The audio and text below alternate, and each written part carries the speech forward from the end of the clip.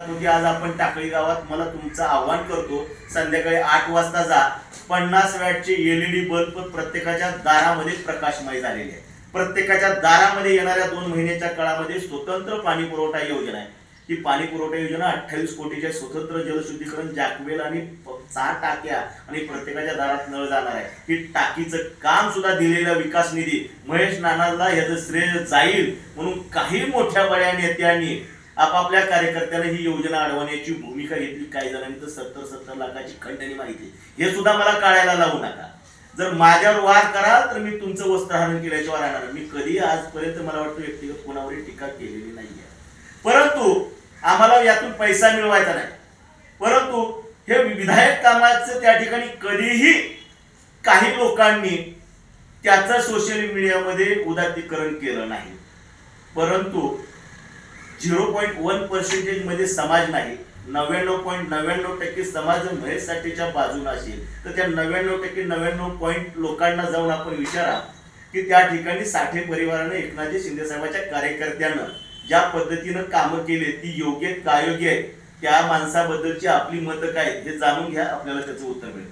परंतु काही विरोधकांनी त्या ठिकाणी आमच्या स्वतःच्या कार्यकर्त्याला जगविण्यासाठी शासकीय जागेवरती अतिक्रमण केलेले आहेत आणि त्यातून त्यांच्या कार्यकर्त्याचाही स्वार्थ आणि त्यातून स्वतःचाही स्वार्थ, की असे खोकीधारकांना त्या ठिकाणी खोक्याला अभय देण्यासाठी महिना 2000 रुपये घेतलं जातं.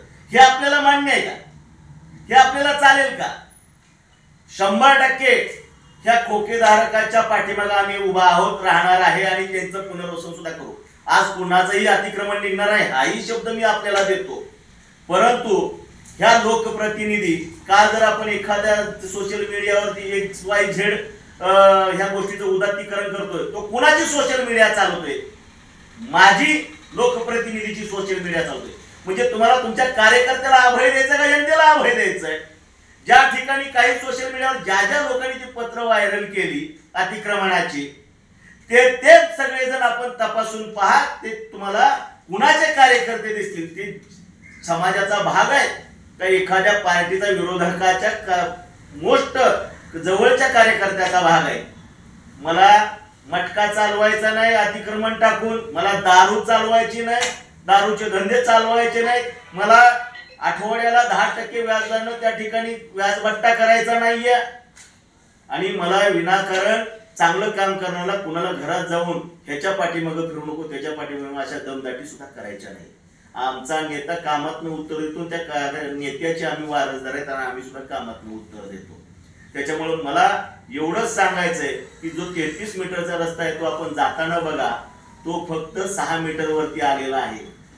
100% एखाद्याचा परपंच चालला पाहिजे, परंतु त्या ठिकाणी शेवटी ज्या गोष्टीसाठी त्या वस्तूची किंवा त्या रस्त्याचा उपयोग होत असतो, तो जर त्या उपयोगासाठी त्या उद्देशासाठी जर वापरात येत नसेल तर मला सांगा भविष्यामध्ये अनेक त्या ठिकाणी ऍक्सिडेंटचे प्रकार झालेले आहेत. आज फुटपाथ पेक्षाही रस्त्यावरती काही अतिक्रमण आलेले आहेत, पार्किंग पुन्हा निम्म्या रस्त्यामध्ये आलेली आहे आणि आमच्या भागातील नागरिक जीव मुठीत घेऊन ह्या रस्त्यावरती वाटचाल करतो आहे. आणि विकासात्मक बाबी घडत असल्यामुळे इकडे जनता सुद्धा लोक सुद्धा राहण्यासाठी आज माझी ग्रामपंचायत नावाला ग्रामपंचायत 33,000 लोकसंख्या या भागामध्ये राहते आहे आणि त्या 33,000 लोकांचा त्या ठिकाणी एकच वाहतुकीचा मार्ग आहे, हा टाकळी मार्ग आहे. प्रत्येक जण जीव मुठीत घेतात. आज गुंडेवारची आई देखील मागच्या काळामध्ये ऍक्सिडेंट मध्ये एक्सपायर झाली. आमचे सय्यद चाचा माणिक चाचांना परवा इथंच माझ्या ऑफिसच्या समोरच उडवलं. त्यांचा वय वर्ष 80 आहे, त्यांचा खुबा मणक्यातनं गेला. मला सांगा एवढ्या म्हाताऱ्या माणसाचं जर का हार्ट फ्रॅक्चर जर पुन्हा दुरुस्त होऊ शकतं, पण मला म्हणायचं याला जबाबदार कोण आहे?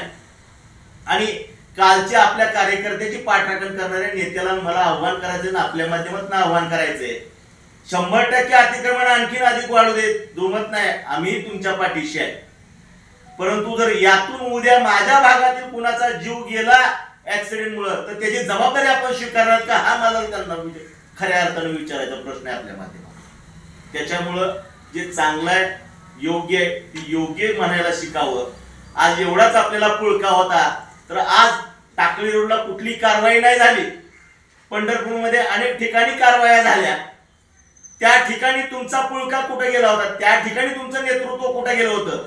जिथं घटना घडते तिथं मात्र आपण नॉट रिचेबल राहून उपस्थित राहता, आणि जिथं घडणारच नाही तिथं अगोदरच आगळडोंब आणि आगस्तळेपणा केला जातो. म्हणजे नेमकेपणानं त्या ठिकाणी तुम्हाला टाकळी करायच्या त्या तुमच्या कार्यकर्त्याचं सुद्धा पडलेलं नाही. तर येणाऱ्या काळामध्ये एकनाथजी शिंदे साहेबांचे जादूगर आहेत की त्या ठिकाणी एखाद्या दगडाला सुद्धा त्या ठिकाणी मूर्तीरूप आणू शकतात, देव पण आणू शकतात. याची भीती आपल्या या सगळ्या आजी माजी कोणाला जे कोणी काल आरोप केले त्यांना भीती लागली आहे की उद्या जर यदा कदाचित काय झालं तर एकनाथजी शिंदे साहेब महेश साठे सारख्या एखाद्या छोट्या कार्यकर्त्याला सुद्धा विधानसभेचा उमेदवार म्हणून लॉन्च करू शकतात आणि उद्या हा आपला स्पर्धक होऊ शकतो. म्हणून व्यक्तिगत स्वार्थासाठी त्या ठिकाणी ह्या कार्यकर्त्याच्या आड जोडून काल त्या काय स्टंट केलाय तो त्या नेत्यांनी केलेला आहे. धन्यवाद सर, तुम्ही तुमचा